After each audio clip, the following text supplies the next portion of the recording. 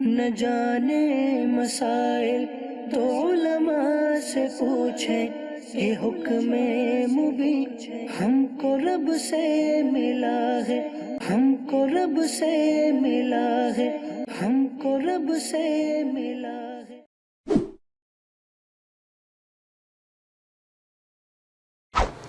الحمدللہ رب العالمین والصلاة والسلام علی سید المرسلین، اما بعد فاعوذ باللہ من الشیطان الرجیم، بسم اللہ الرحمن الرحیم۔ اللہم افتح علینا حکمتک وانشر علینا رحمتک یا ذا الجلال والاکرام۔ کیسے ہیں احباب؟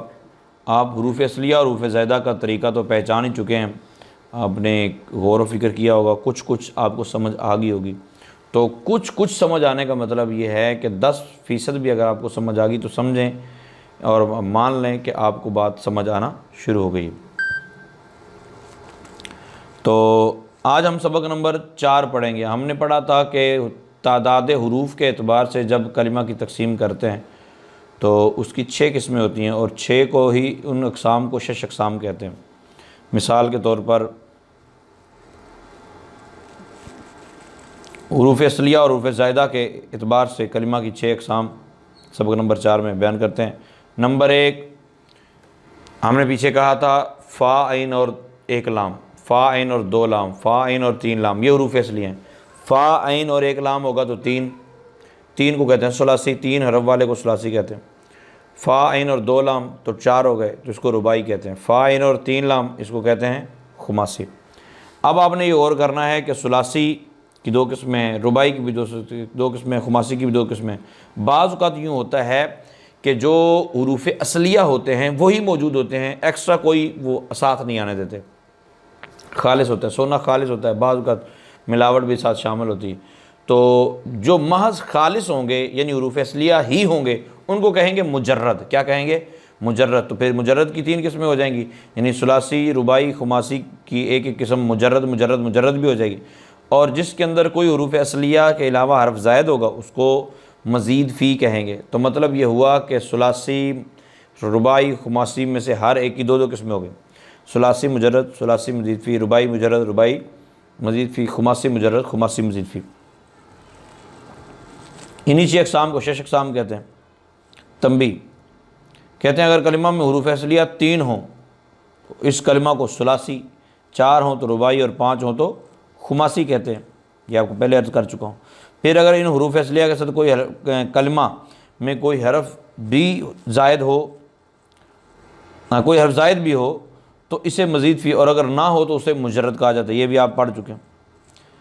اچھا، ثلاثی مجرد کی طرف وہ کلمہ جس میں حروف اصلیہ 3 اور کوئی حرف زائد نہ ہو، جیسے نصر بر وزن فعل، اور زید بر وزن فعل، 3 حروف اصلیہ ہیں، کوئی حرف زائد نہیں، تو یہ ثلاثی مجرد ہوا۔ ثلاثی مزید فی وہ کلمہ جس میں حروف اصلیہ 3 ہوں اور کوئی حرف زائد بھی ہو، جیسے اکرم بر وزن افعل، سراج بر وزن فعال، اکرم میں حمزہ اور سراج میں الف زائد ہے۔ اچھا، اب آپ کبھی رباعی کے چکر میں پڑ جائیں گے یار رباعی اور پھر ثلاثی میں کیا فرق ہے، یہ فرق بھی سمجھ آ جائے گا، ٹینشن نہیں لینی آپ نے۔ نمبر 3 رباعی مجرد وہ کلمہ جس میں حروف اصلیہ 4 ہوں اور کوئی حرف زائد نہ ہو، جیسے زلزلہ بر وزن فعلل، اور اس کے بعد ہے جردکن، تو روٹی کے ٹکڑے کو کہتے ہیں، بر وزن فعلل۔ اب آپ کو خود ہی سمجھ میں آ گیا ہوگا یہ 4 حروف اصلیہ ہیں، اور 4 حروف اصلیہ کوئی حرف زائد نہیں ہے۔ اور اس کے بعد آ گیا رباعی مزید فی وہ کلمہ جس میں حروف اصلیہ 4 ہوں اور کوئی حرف زائد بھی ہو، جیسے تزندقہ بر وزن تفعلل۔ اب آپ کو خود سمجھ آ گئی ہوگی فا عین لام کلمہ کے مقابلے میں کون کون ہے؟ تا زائد ہے۔ سمسار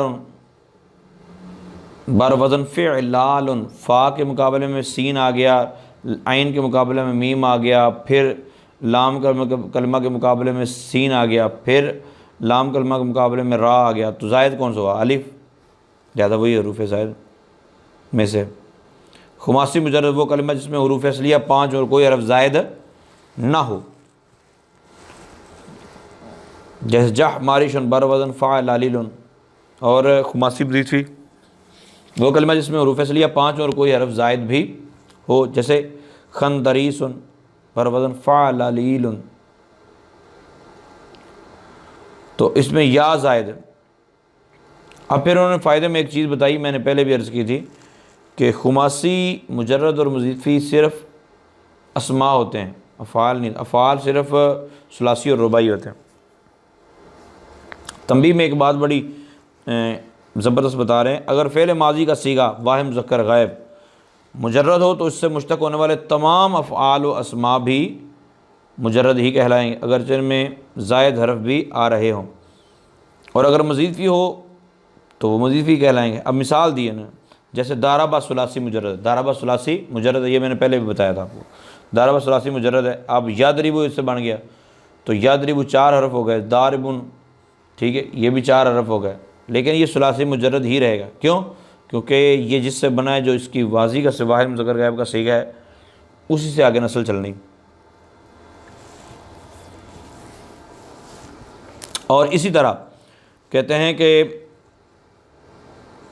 دہراجہ چونکہ رباعی مجرد ہے، اس لیے یدہرجو، مدہرجن، مدہرجن، یہ سارے کے سارے رباعی مجرد ہی کہلائیں۔